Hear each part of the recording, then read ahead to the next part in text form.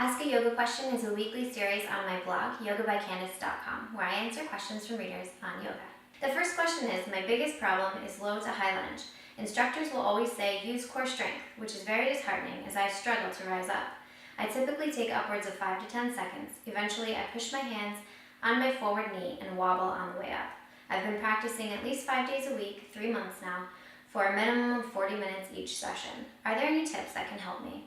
So to rise up from low lunge, we want to make sure we're in low lunge properly. So I recommend curling the toes and making sure that you have a really solid foundation on the pad of the back foot.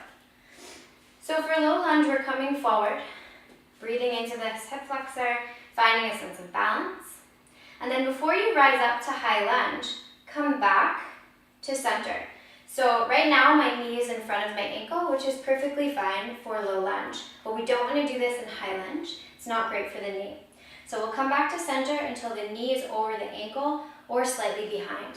Then put all of your weight evenly distributed in all 4 corners of the front foot. Press especially into the back foot, into the pad of the foot, making sure you're feeling good and solid there. Take a deep breath in. And as you exhale, rise up.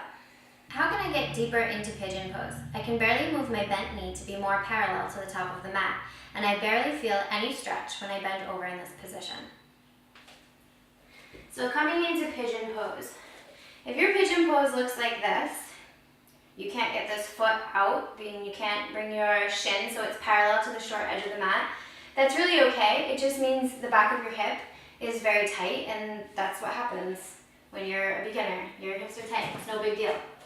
So, to take this pose deeper, just work wherever you are. You don't want to force this leg to come out because it puts a lot of undue stress on the front knee and it makes you susceptible to injury. So instead, I would just take your blocks, put them here on either side of you, underneath your shoulders, and just hang out here until you feel really good in your legs and you can just kind of relax a little bit. If you need a little bit more support, I'm just going to switch sides. If you need a little bit more support, you can take the block and place it just under your sit bone. You don't want to like ram it underneath there. You just want to have a little bit of support. This is going to help to bring your hips to face more forward because I often see that people are kind of up here with their hips being uneven. And then as you stay here, you just want to breathe and breathe into any areas of tightness. Roll your shoulders back, puff your chest out, and you're working the hip flexor of the straightened leg. When you bend forward to take it into the other side, you might want to be here, or maybe you're really tight and you're up here. That's okay. Wherever you are, you're taking the stretch now into the back of the bent leg. So just move as far forward as you can until you feel something. And when you feel something, stop and explore what it feels like, making sure it's just a tense sensation and it's not on the brink of injury. And then when you're ready, you go even more and more forward. So again, you want to have your hips even, and you can always reach back and feel if they're even or if one side is higher than the other. The best advice I can give for pigeon pose and for anybody trying to increase flexibility in any pose is just patience and consistent practice. Malasana or garland pose isn't too difficult for me. However, I wish I knew how to get the heels of my feet to touch the floor without me falling back. My heels are always raised by 1 inch or 2. For garland pose, we're taking the feet out about 45 degrees. Beginners should start with their heels up high, hands in prayer position, and then you just want to press the elbows into the knees so the chest opens up, the shoulder blades draw toward one another, and then you can slowly make your way down onto your heels. If you're falling backward, it may just be that you need to work on the flexibility of your hips, the inner parts of the thighs, the groins. So you want to press into the elbows, and then you might even want to lean forward a little bit, just stick your head out a little bit and see if that helps to find your center of gravity. Another good thing to remember is distributing the weight evenly on all 4 corners of both feet. I can twist pretty deep in seated spinal twist. However, I can't do the bind at all. Are there any prep poses I can do for this?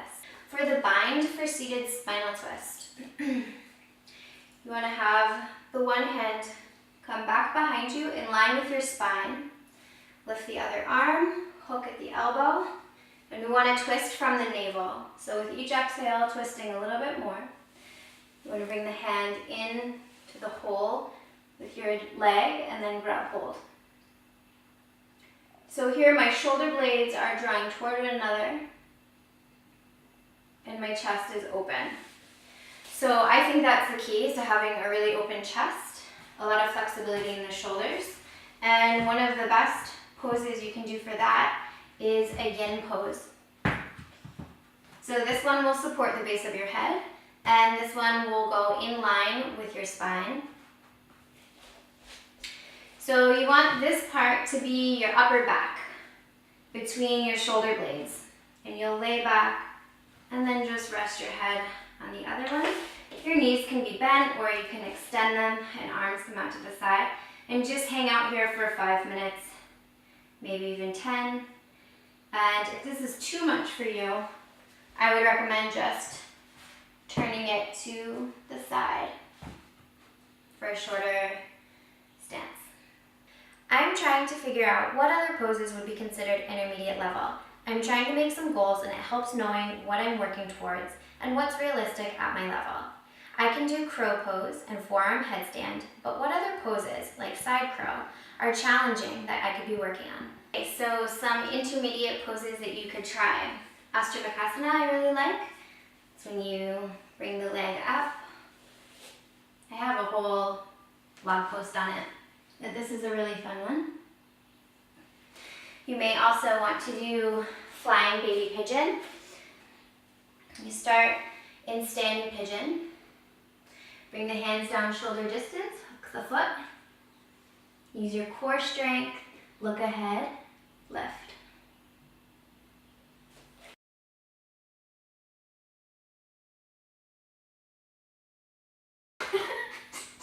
Letter T. This is not a capital letter T. Right? Is that a capital letter T? Then please like, comment, share, and subscribe. I'm done.